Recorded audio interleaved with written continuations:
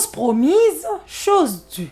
Plus de 51 000 doses complémentaires du vaccin AstraZeneca sont arrivées à Kinshasa vendredi 13 août, tel qu'annoncé par le professeur Dr Muyembe Tanfou au cours de son dernier point de presse du mercredi 11 août à l'Institut national de recherche biomédicale INRB. C'est dans un tweet que le patron de la riposte Covid en RDC a annoncé l'arrivée de ces nouvelles doses à l'aéroport international de Njili dans la soirée de vendredi. Selon le docteur Muyembe, le vaccin reste le seul moyen pour lutter efficacement contre le Covid-19. C'était également pour répondre à la préoccupation de savoir pourquoi c'est encore AstraZeneca qui doit venir.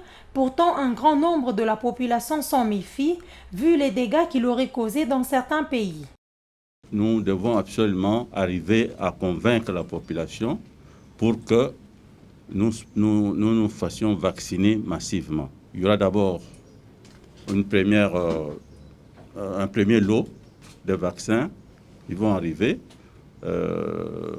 aux environs du 15 août ici. C'est AstraZeneca.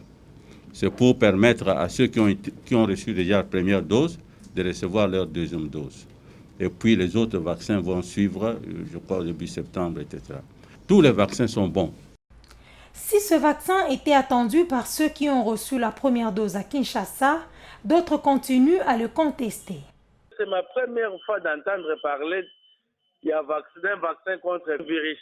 Il est vacciné M. Kamata Kwanza. Notons que ces nouvelles doses sont un don du Royaume-Uni à travers le mécanisme COVAX, qui est un partenariat entre la Coalition pour les innovations en matière de préparation aux épidémies CEPI, Gavi, UNICEF et l'OMS.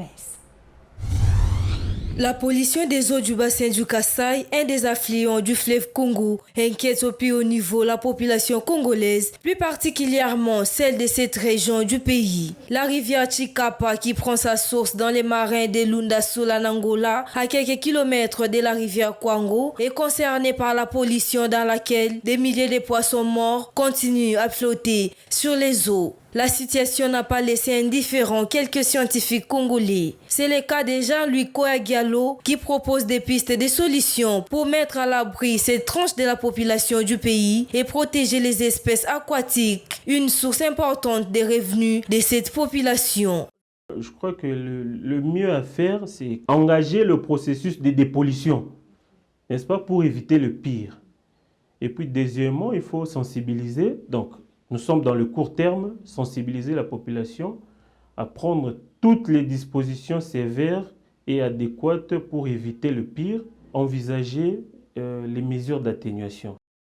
D'après certains témoignages contenus dans un rapport de Visioterra, c'est une usine de polissage des diamants de Lundasoul qui déverse des déchets toxiques dans cette rivière depuis fin juillet. Une digue de protection du bassin de rétention des eaux de lavage de la mine aurait cédé. Pour ces spécialistes en traitement, qualité et audit de l'eau, les réparations devraient commencer par ceci. J'estime que dans de pareilles circonstances, on ne peut pas s'improviser en expert parce qu'il y a des us et coutumes, également une approche méthodologique à suivre pour obtenir des résultats escomptés.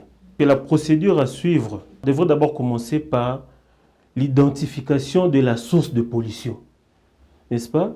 C'est-à-dire on doit comprendre cette pollution qui est déclarée vient d'où? Cette situation a été évoquée au cours du dernier Conseil des ministres. Le chef de l'État a déclaré que la situation requiert une évaluation rapide des dégâts pour gérer efficacement les drames. Le ministre d'État, ministre de l'Aménagement du Territoire, Guy Luando, a échangé avec Madame Ayaki, maire de Lumumba-Ville, sur la matérialisation de la vision du chef de l'État congolais Félix Antoine Tshisekedi, engagé dans la construction de Lumumba-Ville, une ville à l'honneur du tout premier ministre du Congo indépendant, Patrice Emery Lumumba. Satisfait de cet entretien, Madame le maire de Lumumba-Ville attend beaucoup du ministère d'État en charge de l'aménagement du territoire pour la construction de sa municipalité. Je suis venue le voir à ce sujet parce que jusque-là, rien n'est fait sur Lumumba-Ville. Moi qui vous parle ici, je n'ai ni bureau ni logement. À ce jour, cette entité ne compte aucune infrastructure de base ni de matériel de travail. Pour sa part, le ministre d'État, ministre de l'Aménagement du Territoire, a rassuré l'implication de son ministère qui est dans ses attributions. Il a promis d'accélérer les processus de concept et construction de cette ville. Je pars quelque peu consolée et je peux vous dire que je peux dormir aujourd'hui parce que j'ai trouvé la voie qu'il fallait. Rappelons que Lumumba-Ville est une entité hommage née le 14 mai 2013 de la fusion des deux communes liées à l'histoire de Patrice Emery Lumumba. Cette nouvelle ville sera dotée des infrastructures de base comme les édifices publics et religieux, les centres commerciaux, les logements, les écoles, les hôpitaux, l'eau et l'électricité, les centres touristiques avec un monument historique pour les reliques des défunts ainsi que les routes nationales pour faciliter l'accès à la ville, sans oublier un aéroport moderne. Dans une interview exclusive accordée à Environews RDC, le directeur général de l'Agence nationale de l'électrification et des services énergétiques en milieu rural et périurbain ANSER, Idesbal de Chinamula a éclairé les lanternes sur le projet d'électrification de la RDC sans recours au barrage. Ce projet d'électrification des zones rurales, initié par le chef de l'État Félix-Antoine Tshisekedi Tshilombo, à quoi consiste-t-il? Le fonds Mouinda qu'on a lancé depuis janvier de cette année permet de connecter les ménages. Donc c'est un fonds qui va permettre d'accorder des subsides aux ménages pour pouvoir accéder à des solutions énergétiques offertes par les entreprises à ce jour. Il faut reconnaître qu'il y a la grande contrainte pour l'accès à l'électrification dans les milieux ruraux. Il y a l'offre qui n'existe pas, qui est faible, mais il y a aussi l'autre élément, c'est que la demande aussi, elle existe, mais les revenus sont faibles. Ce qui fait qu'aujourd'hui, le fonds Mouinda permet effectivement aujourd'hui de pouvoir suppléer au pouvoir d'achat très faible des ménages pour les aider à accorder un revenu. En fait, c'est une ressource qu'on leur apporte. C'est en date du 6 août que les travaux d'essai d'électrification du quartier Mikondo de la commune de Lansele, appelé Njili Brasserie, ont été inaugurés, mais la population sur place se demande comment l'énergie solaire peut subvenir aux besoins de tous les ménages.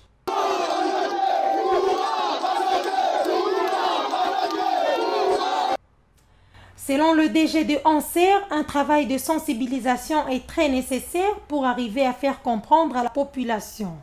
Les sources d'énergie pour aujourd'hui qui est utilisée là-bas, c'est les solaires. Parce que nous avons encore travaillé sur la base des solutions décentralisées. Ces manuels que vous voyez là-bas indiquent effectivement, fait une cartographie des différentes solutions qui existent dans chacun des territoires de la RDC. Chacun des 145 territoires de la RDC a un menu approprié pour son électrification. Contrairement à l'extension du réseau, où nous étions tous connectés sur Inga qui est ici, Inga se trouve quelque part ici, et on a de la peine à connecter l'ensemble du pays sur Inga. Donc on a fait un inventaire, voici les différentes sources. Nous avons effectivement une richesse, un grand potentiel en ressources hydroélectriques, donc en eau. Les cours d'eau que nous avons, ça produit beaucoup d'énergie. On parle de 100 000 MW, ne fût-ce que sur la ressource en eau. Mais nous avons un potentiel immense en solaire qui n'est pas exploité. Pour ça que nous avons du travail à faire dans la vulgarisation de la nouvelle loi, la vulgarisation, la sensibilisation. C'est un chantier, un grand chantier immense qui nous attend. Grâce à ce projet, tous les territoires de la RDC pourront désormais être électrifiés. À l'issue de l'audience lui accordée par Augustin Kumba, directeur du cabinet du ministre des Hydrocarbures, la société pétrolière et gazière nigériane Oando a signé un accord de partenariat avec le gouvernement de la République démocratique du Congo pour l'exploitation des blocs pétroliers. Pour la délégation de la société Oando, il s'agit d'une évolution qui attend à mettre en contribution les potentiels pétroliers congolais en exploitation. Nous sommes venus expliquer au ministre la volonté du groupe Oando d'investir en RDC dans le secteur des ressources minérales, car le groupe porte un intérêt particulier pour investir effectivement en RDC dans ce secteur.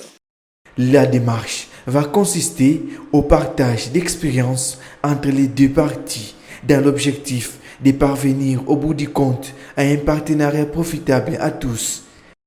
Le groupe porte un intérêt particulier pour des secteurs qui sont portés sur les actifs miniers en tant que tels et aussi pour accompagner la transformation des produits ou des actifs miniers directement sur le sol congolais.